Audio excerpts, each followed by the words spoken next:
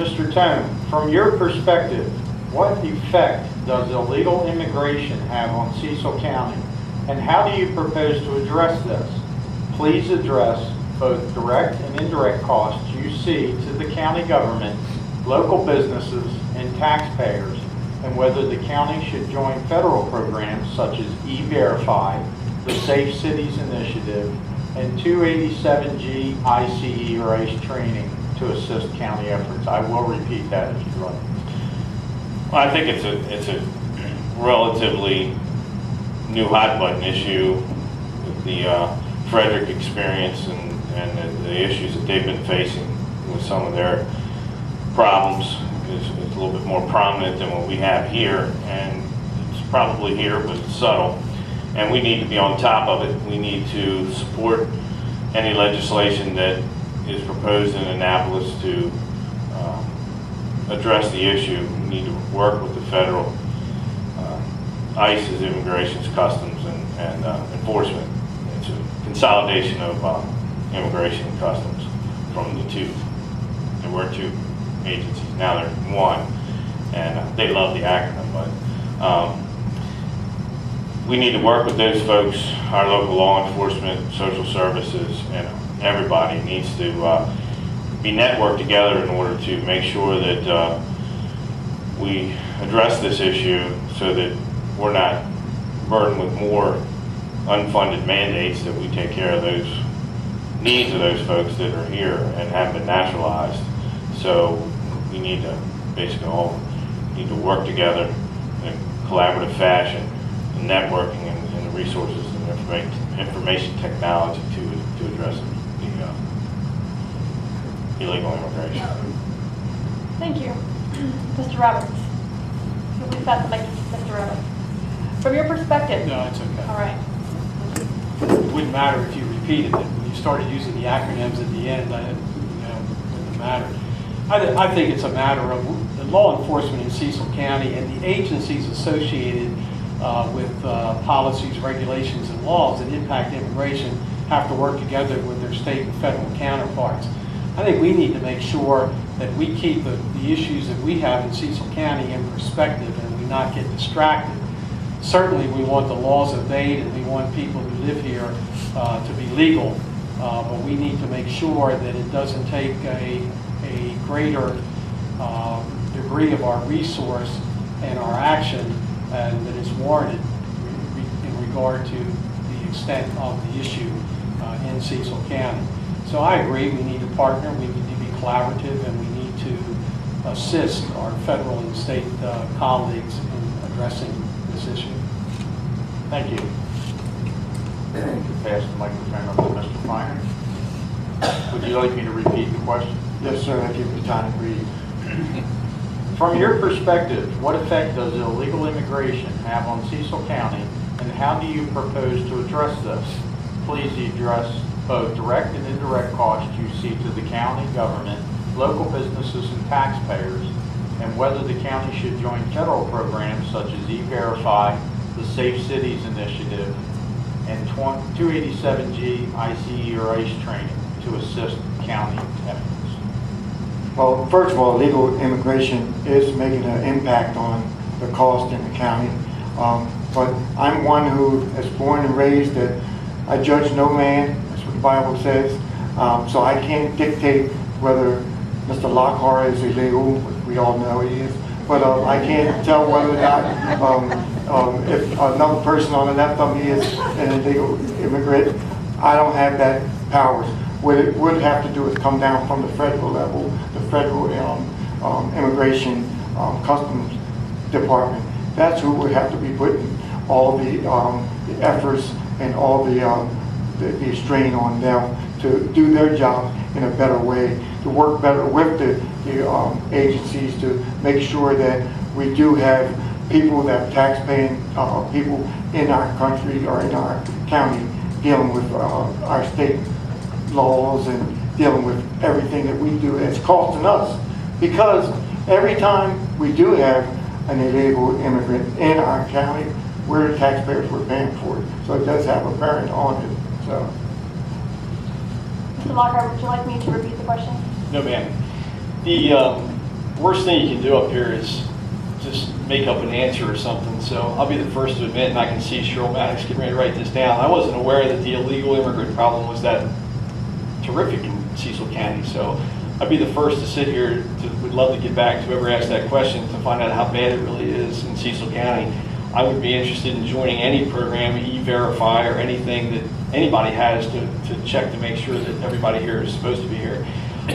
Somewhere I read that a lot of the Cecil County on 95 had some immigrant problems, and that's being stopped with the Maryland State Police. So at that point, I would turn it to the state, would be our first point of contact to try to crack down. But I don't have all the answers, and I'm not one to sit up here and say that I have all the answers.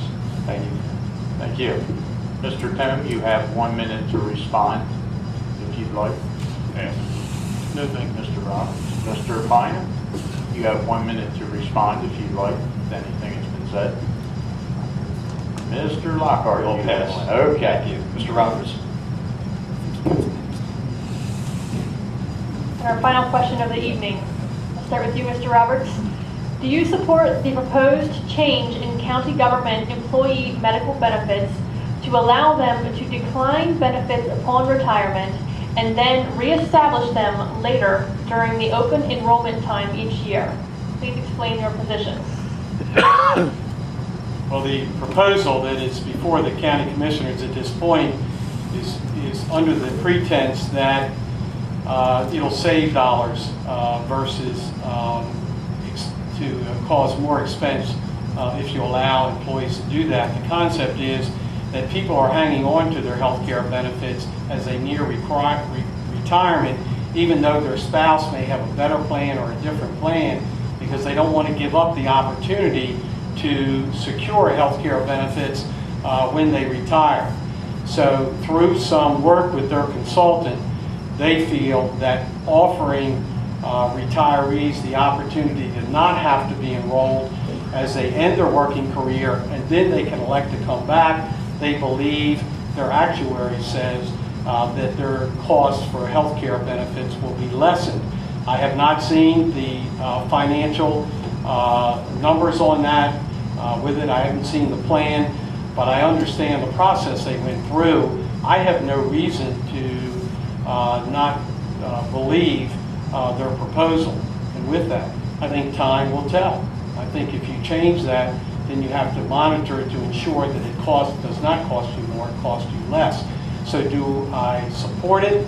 I support the process. I think time will tell whether or not it's a good policy change or not. Thank you. Mr. Finer, would you like me to repeat that question for you? Do you support the proposed change in county government employee medical benefits to allow them to decline benefits upon retirement and then reestablish them later during the open enrollment time each year? Please explain your position. I worked for DuPont for 20 years and W.L. Gore for 14 as of right now. And I've seen two different things happen.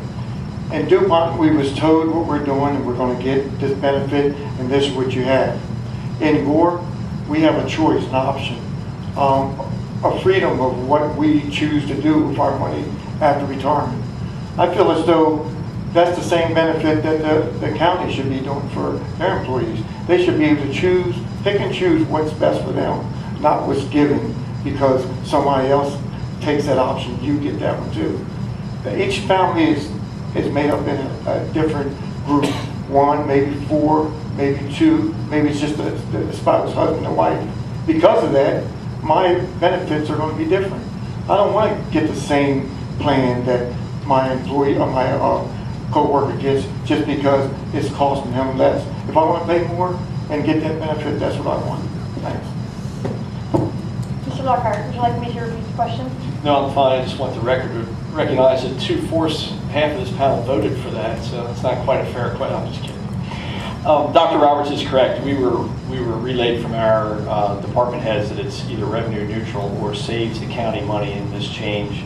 And in today's economic time, I'm sure there's somebody in here that will correct me, the last 2 years or about to go 3 years, no county employees had any increase at all.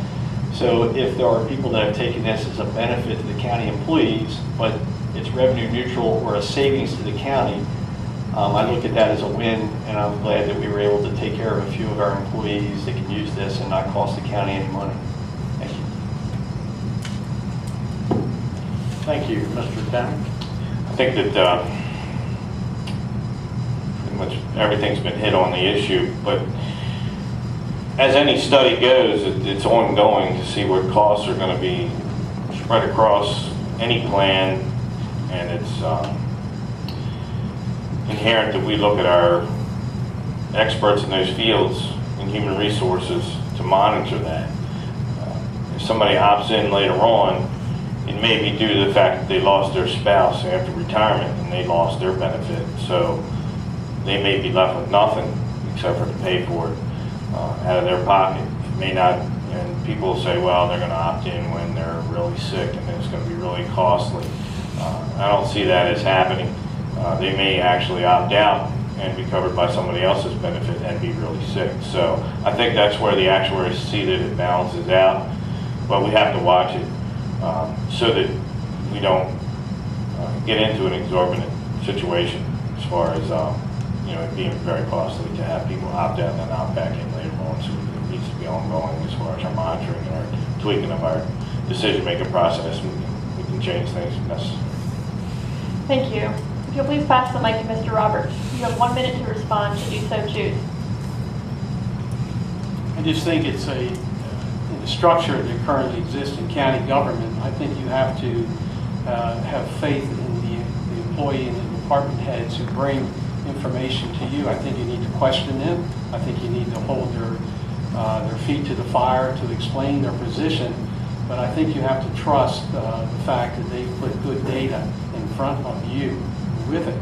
The next step is, I think 1 year from now, I would expect those same people to come back and show me the figures that indicates that that was a wise decision.